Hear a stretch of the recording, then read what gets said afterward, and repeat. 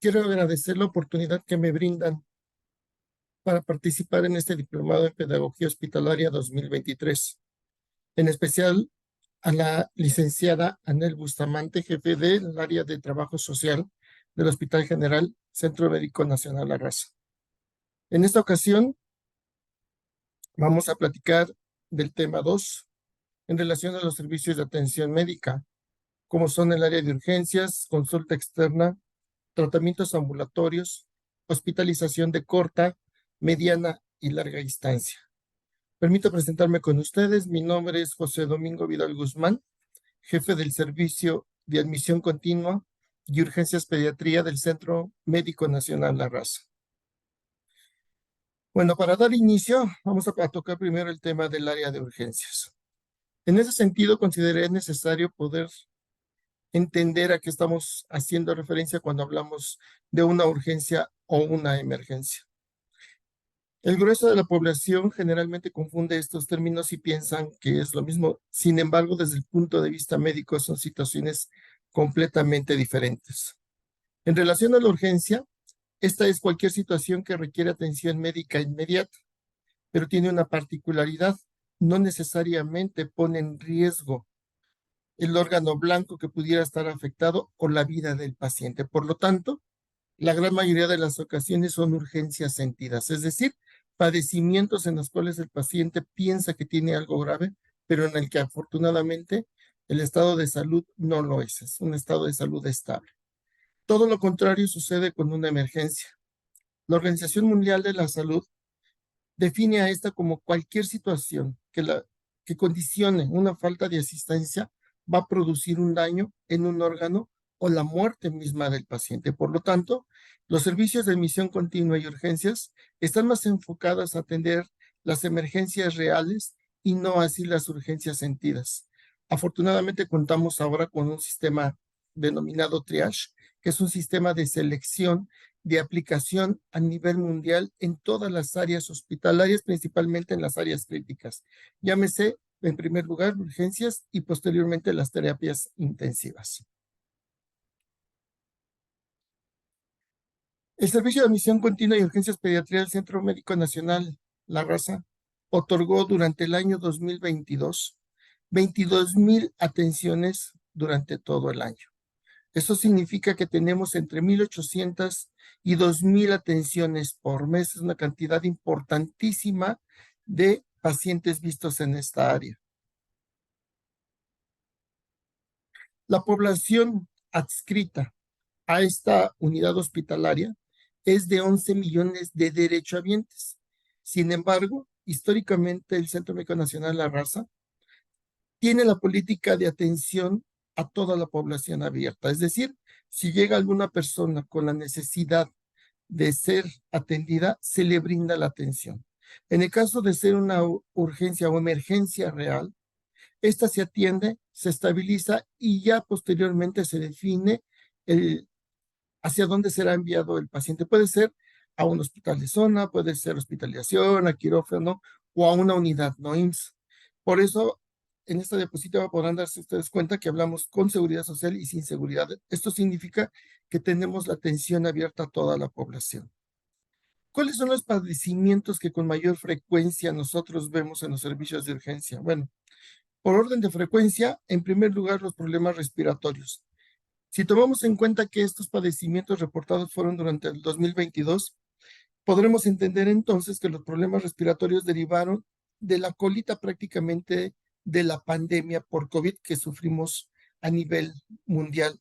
Y eso obviamente la colocó en primer lugar de atención.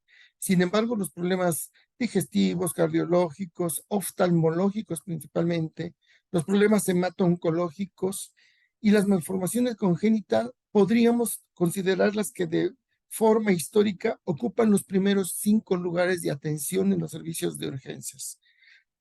Nosotros somos hospital de referencia para las unidades médicas de segundo nivel.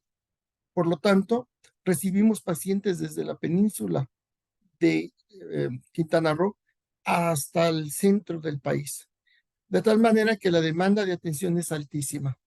Cada día también estamos observando una mayor frecuencia de pacientes con problemas de tipo toxicológico, muchos de ellos derivados de intentos de autólisis, es decir, de intentos de suicidio, por muchas situaciones, problemas familiares, problemas personales, eh, abuso de drogas, ¿sí? Bullying, que es un dato muy importante que hemos estado nosotros detectando en los servicios de urgencias. ¿Qué pasa con todos los pacientes que llegan? Bueno, de esos 22,000 pacientes que llegan, en promedio, más de la mitad se refieren a sus hospitales, perdón, a sus domicilios. Es decir, se dan de alta a su casa para posterior vigilancia en sus hospitales generales de zona o por el médico familiar en las unidades de atención de primer lugar, de primer nivel. El 40% de los pacientes restantes se ingresan a hospitalización. El 2% se envían a otras unidades, a otros hospitales de zona porque afortunadamente sus patologías o sus padecimientos pueden ser tratadas por el pediatra general. El 1,5% son pacientes que son enviados a quirófano, principalmente por problemas quirúrgicos agudos como las apendicitis, las torsiones testiculares, hernias que están encarceladas, y los pacientes que llegan a esta unidad y que requieren seguir hospitalizados, pero que no cuentan con derecho a vincia, son enviados a hospitales no IMSS. Afortunadamente, de la totalidad de nuestros niños, menos del 0,5% son defunciones que se presentan aquí en el servicio de urgencias pediátricas.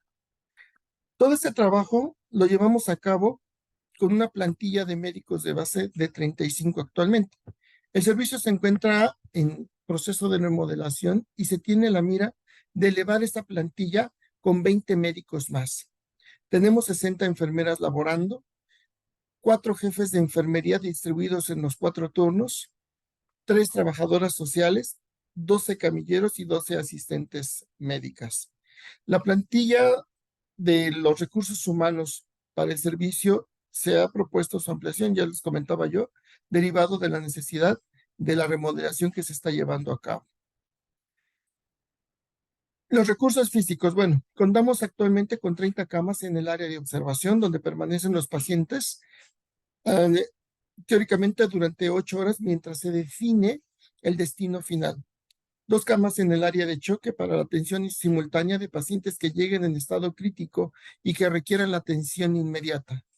Una sala de procedimientos menores donde se colocan yesos, se hacen curaciones, suturas y se llega a hacer cambio de sondas, generalmente donde se canalizan pacientes también.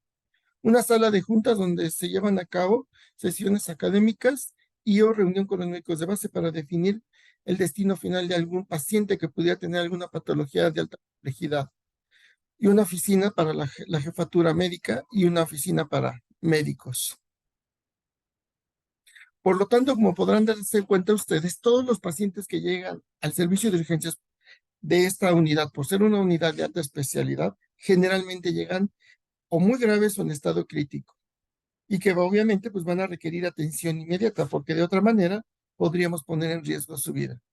Esta situación, por lo tanto, va a terminar dificultando cualquier actividad académica o intervención alguna pedagógica. Por lo tanto, el proceso de enseñanza-aprendizaje en esta área va a ser extremadamente complicado. De hecho, no se prestaría para llevar a cabo ningún tipo de intervención.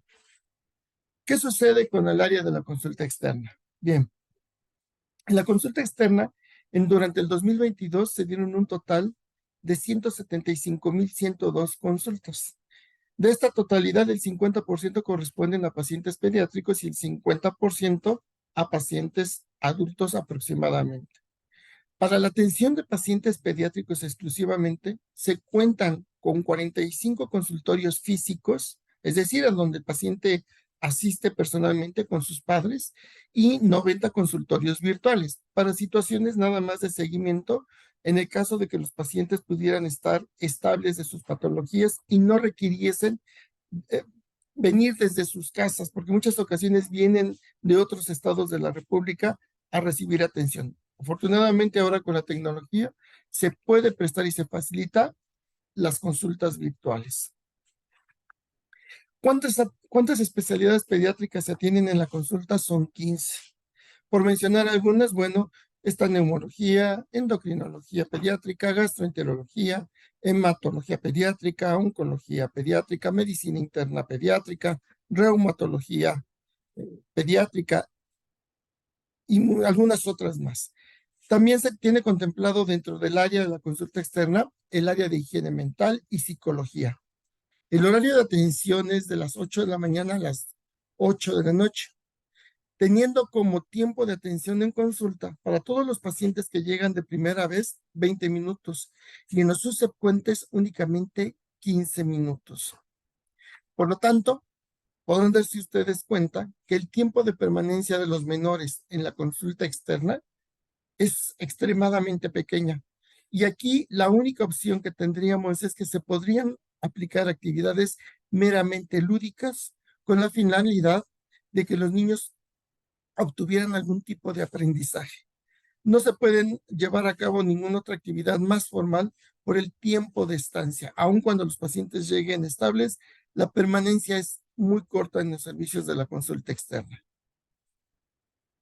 Los tratamientos ambulatorios, bueno, como su nombre lo dice.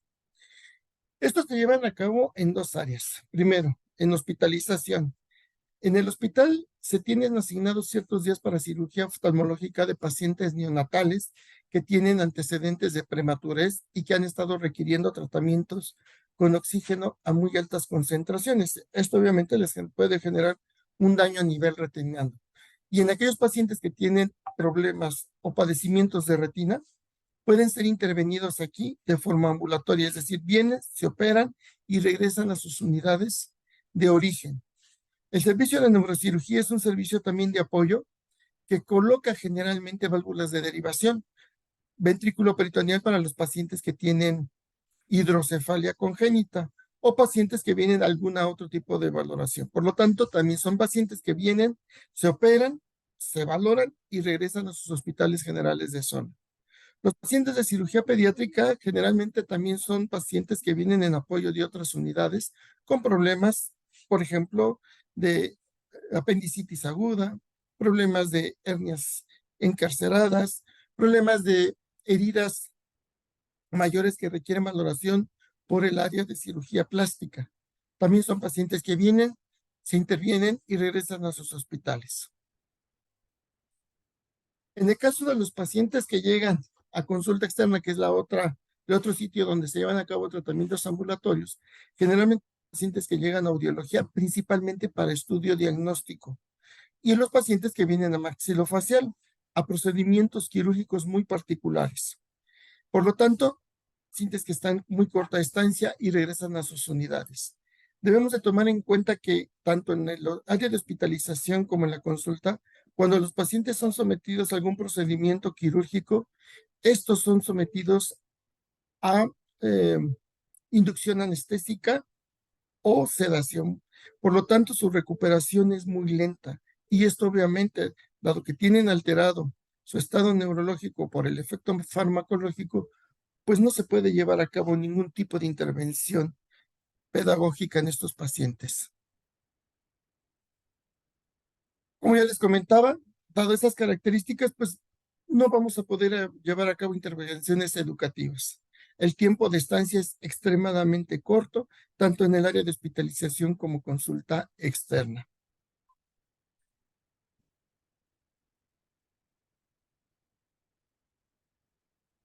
¿Qué sucede en el área de hospitalización?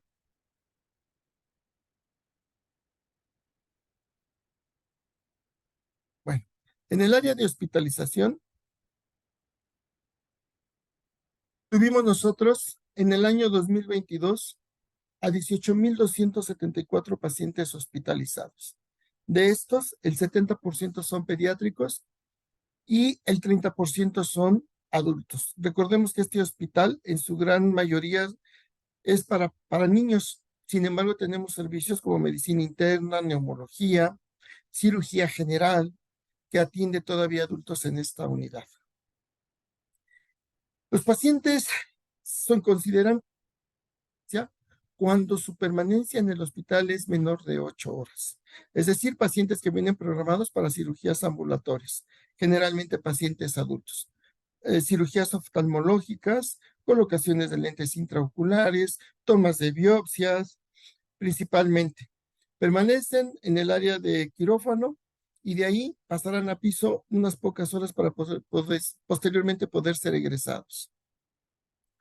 Pacientes con estancia media o mediana estancia son pacientes que generalmente permanecen en el hospital menos de una semana.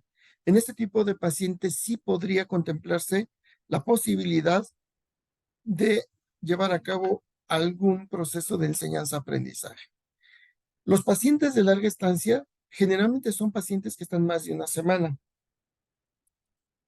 De acuerdo a los indicadores, estos pacientes no deben de tener estancias mayores de 28 días, pero la realidad es que, dada la complejidad de los padecimientos que se atienden en esta unidad, hemos tenido pacientes cercanos a un año de estancia hospitalaria.